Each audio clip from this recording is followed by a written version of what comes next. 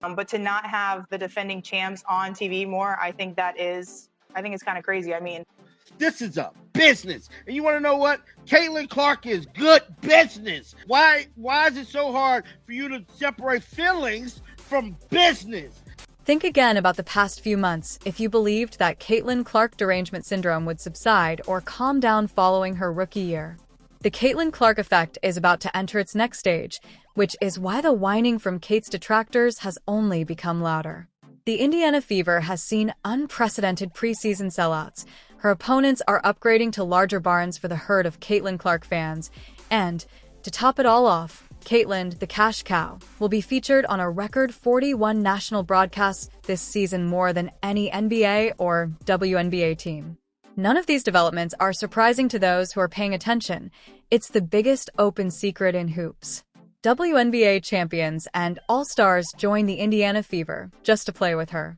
You would think that the WNBA's entire ecosystem, which depends on Caitlin Clark's success, would finally put an end to the hostility that surrounds her and use this momentum to increase their financial resources.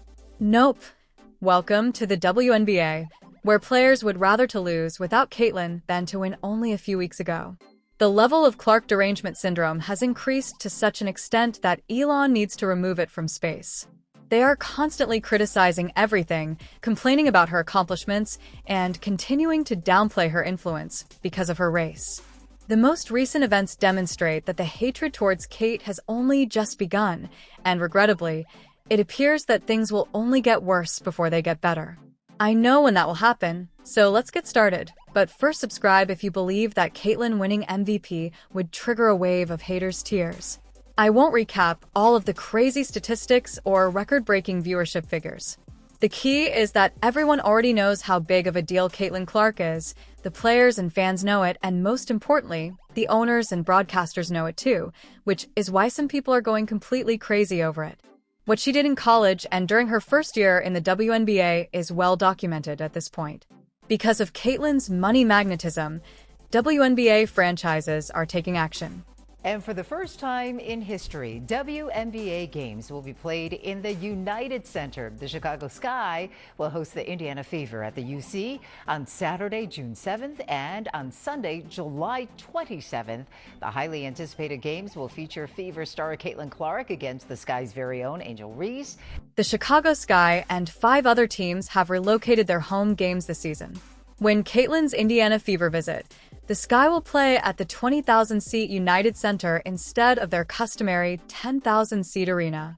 The Washington Valley, Dallas, both Atlanta and Connecticut have moved to NBA-sized venues for Caitlin Clark, and even with the Atlanta Dream's explanation of the scheduling conflicts, we know that every single one of those incidents was 100% Caitlin Clark's fault. We don't even need to speculate about when multiple teams upgrade for one team because Caitlin's influence on their venue changes is as obvious as my face before I turn 13 for any player out there who is still insisting that fans are there to watch us too. This is the brutal truth bomb delivered by their own teams. And if that wasn't enough evidence of Caitlin's influence, the broadcasters permanently ended the discussion. Such star power on those teams, it's really no surprise they're atop the list for the most games available for you to check out on a national scale. The Fever, they lead the league with 41 games here, followed by the Aces 33, the champion Liberty at 32.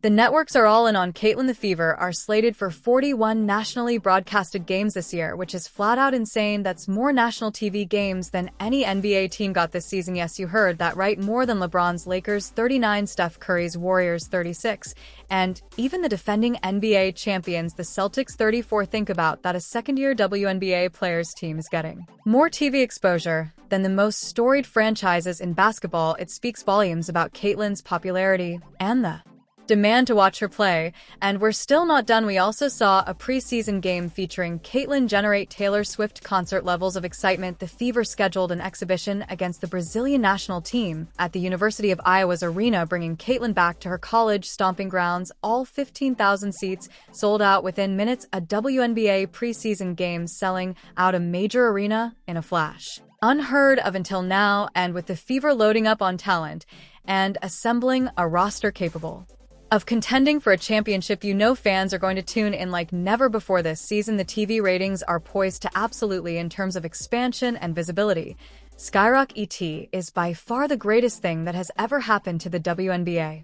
The best part is that, despite Caitlin being the main attraction, every time Caitlin receives a national TV slot, her teammates and opponents also get to see her shine. For instance, this season, her college rival Angel Reese will face Caitlin in 5 nationally televised games, giving her and every other player on the court 5 chances to demonstrate their abilities to millions of fans. All of this is taking place as the league approaches a crucial point where they will negotiate their collective bargaining agreement with all the new eyeballs sold out. By any reasonable measure, WNBA players will probably earn much more money in the near future because to greater TV deals, more sponsorship, and higher pay. Arena and product sales increased by an incredible 600% last year. Since everyone in the WNBA community should be excited about this and ready to give Caitlin a commission check, why is the toxicity still increasing? It's just jealousy. Why do we keep hearing side eyes and gripping instead of celebration? Surprisingly, a large portion of the opposition originates from within the league, including from players who ought to be more aware of the situation. One of the top players in the WNBA and a member of the Players' Union Executive Committee, Nafisa Collier, recently commented on the Fever's hefty TV schedule. Nafisa is a star on a championship-caliber team and even co-founded a brand-new off-season league that is unmatched in its efforts to expand the women's game. You would think that she would see the big picture and realize that everyone benefits from Caitlin's popularity, but when asked why the Fever had more national TV games than the defending champions, Neef responded as follows. 2 things. I mean, obviously people want to watch Caitlin play, and so you have to put the people on TV that people want to see. But at the same time, like, there's stars all over the league, and you want good basketball as well. Obviously, Indiana, especially like with their free agents, they're gonna be a great team. But to not have the defending champs on TV more, I think it's kind of crazy. Insane, I said, she said. That Caitlin has more games than the Liberty is absurd. Would Caitlin be happier if the Liberty and Fever both had 2 national broadcasts? At the very least, then, it would be even Nafisa's complaint that it was unfair for one team, Indiana, to receive so much spotlight, even though, let's be clear, spotlight exists due to fan demand and economics.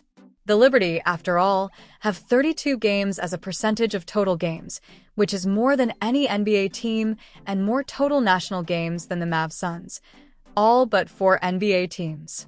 Caitlin's excessive publicity isn't the result of a league plot to disparage other athletes. Rather, it's just common sense and economics. Since more people want to watch Caitlin Clark play, networks plan more Fever games throughout the season.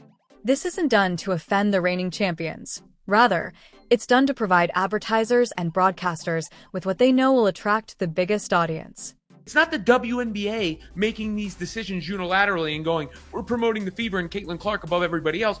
Their partners are saying, we want Caitlin Clark on the Fever because more people are going to watch, we can sell more advertising. However, this is what a lot of athletes and supporters are overlooking when the game receives millions of views, which gives every player on the court unmatched visibility.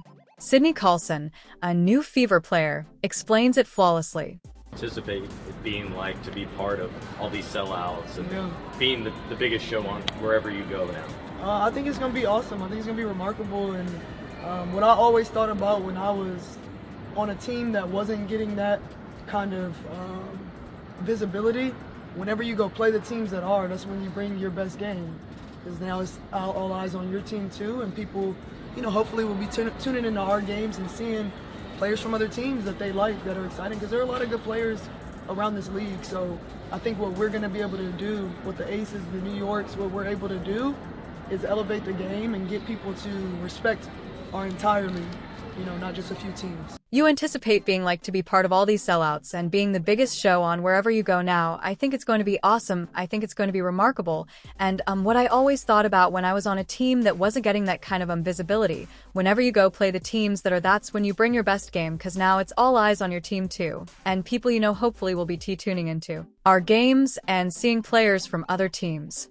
that they like that are exciting because there are a lot of good players around this league. So I think what we're going to be able to do with the Aces, the New Yorks, what we're able to do is elevate the game and get people to respect our entire league. You know, not just a few teams. See, that's the part Nafisa either doesn't realize or just doesn't accept. When teams play the Fever, they're getting the spotlight too. In that sense, the Fever should have the toughest games in the league because every player will want to make a statement in front of the season's largest audience. As Sydney said, that is how the league will grow and other players will get more recognition, put on a fantastic show, entertain the fans, and contribute to building the momentum rather than stopping it.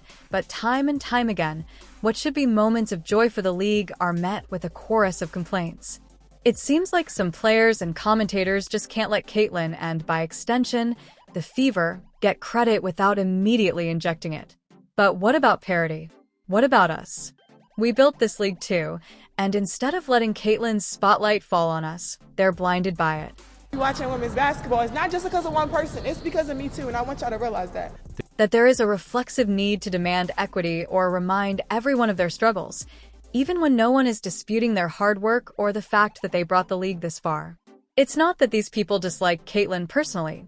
By most accounts, she is well-liked and respected, but they feel compelled to dampen the celebration because they can't stand seeing her receive so much attention.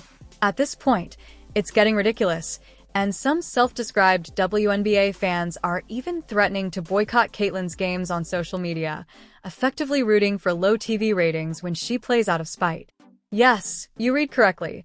Some WNBA fans are claiming that they will purposefully avoid watching and encouraging others to follow suit because they dislike the attention she receives. Let that sink in.